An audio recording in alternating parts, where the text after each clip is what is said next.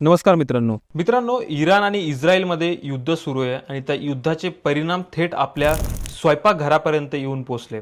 आता हे ऐकायला जरी विचित्र वाटत असलं तरी हेच खरं आहे की इराण आणि इस्रायलमध्ये सुरू असलेल्या युद्धामुळे LPG गॅसचं मोठं संकट हे त्या ठिकाणी भारतामध्ये निर्माण झाले. आता इराण आणि इस्रायल यांच्यातील युद्धामुळे भारतात गॅस सिलेंडरची टंचाई का निर्माण झाली, तर युद्धाचा ऊर्जा बाजारावरती मोठा परिणाम त्या ठिकाणी होत असतो. मध्यपूर्व हा जगातील सर्वात मोठा ऊर्जा पुरवठा करणारा प्रदेश आहे. विशेषतः स्ट्रेट ऑफ हॉर्मुझ जी ही सामुद्रधुनी जगातील सर्वात महत्त्वाची ऊर्जा वाहतुकीसाठी, ती जगातील मोठ्या प्रमाणात तेल आणि LPG ह्याच मार्गातून जातो आणि हीच सामुद्रधुनी त्या ठिकाणी बंद असल्यामुळं देखील हा परिणाम आपल्याला त्या ठिकाणी बघायला मिळतोय. आणि भारतातील ही बाब अधिक महत्त्वाची असण्याचं कारण काय आहे, तर आपल्यापैकी आपण जो हे इंडिया LPG गॅसची गरजांपैकी मोठा भाग हा त्याला आयात करावा लागतो. म्हणजे जर ह्या मार्गावर युद्ध, तणाव किंवा जहाज वाहतुकीचे अडथळे निर्माण झाले तर त्याचा परिणाम थेट भारतातील ऊर्जा पुरवठ्यावरती होतो आणि त्याच पद्धतीने आता जे स्टेट ऑफ हॉर्मुझ आहे ते बंद असल्यामुळे त्याचा परिणाम आपल्याला त्या ठिकाणी दिसून येतोय. आता भारतात टंचाई का दिसू लागली, तर अलीकडच्या अहवालानुसार काही मोठ्या शहरांमध्ये व्यावसायिक LPG सिलेंडरचा पुरवठ्यावरती त्याचा परिणाम झालेला आहे.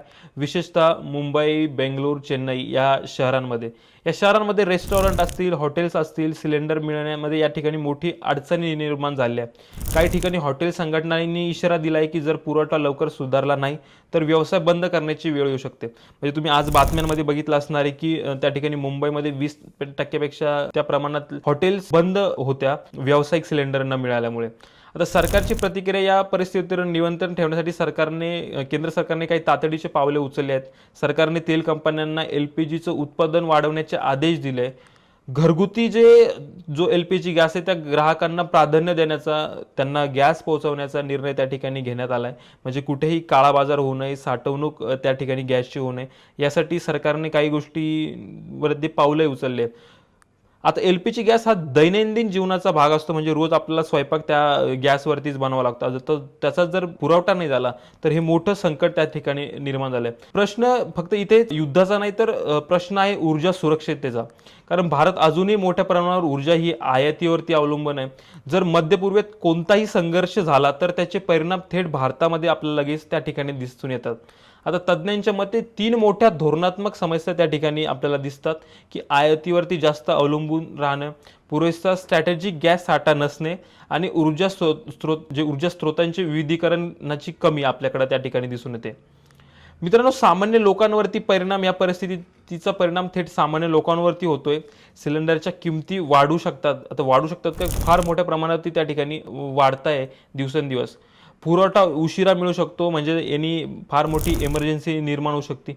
छोटे व्यवसाय अडचणीत येऊ शकतात. तर अडचणीत आले मोठ्या प्रमाणामध्ये ज्यांना त्या ठिकाणी हॉटेल्स, ढाबे, केटरिंग व्यवसाय यांना सर्वाधिक मोठा फटका आत्ताच्या घडीला त्या ठिकाणी ह्या LPG गॅसच्या तुटवड्याचा होताना आपल्याला दिसतोय. आता याचं कंक्लुजन काय आहे मित्रांनो, म्हणजे जर आपण याच्याकडे बघितलं तर इराण आणि इस्रायलचं युद्ध आपल्यापासून हजारो किलोमीटर दूर त्या ठिकाणी सुरू जरी असलं तरी त्याचे थेट परिणाम भारताच्या अर्थव्यवस्थेवरती आणि आपल्या स्वयंपाकघरावरती होत आहेत. कारण आजच्या जागतिक अर्थव्यवस्थेत ऊर्जा ही फक्त इंधन नाही तर ती राजकारण, अर्थव्यवस्था आणि राष्ट्रीय सुरक्षिततेचा भाग म्हणून त्या ठिकाणी बघितलं जातं किंवा त्याचा वापर त्या ठिकाणी केला जातो. आता ऊर्जा सुरक्षा हा भारतासाठी पुढील दशकातील सर्वात मोठा प्रश्न असणार आहे का, तर तो 100% असणार आहे. त्याच्यामुळे याच्यावरती स्ट्रॅटेजिकली भारत सरकार असेल, भारतातील तज्ज्ञ असतील, यांनी ह्या ऊर्जा सुरक्षिततेच्या बाबतीमध्ये विचार करणं त्या ठिकाणी खूप महत्त्वाचं आहे. कारण ऊर्जेच्या बाबतीमध्ये मोठं संकट ह्या इस्रायल आणि इराणच्या युद्धामध्ये भारतासमोर निर्माण झाल्याचं आपल्याला दिसून येतं. मित्रांनो, युद्धाचे अपडेट्स असेच बघण्यासाठी इझी न्यूजला तुम्ही फॉलो करा. कारण आम्ही रोज भारतावरती कुठल्या कुठल्या क्षेत्रावरती कशा पद्धतीने युद्धाचे परिणाम होत आहे हे तुमच्यासमोर घेऊन येतो. नमस्कार.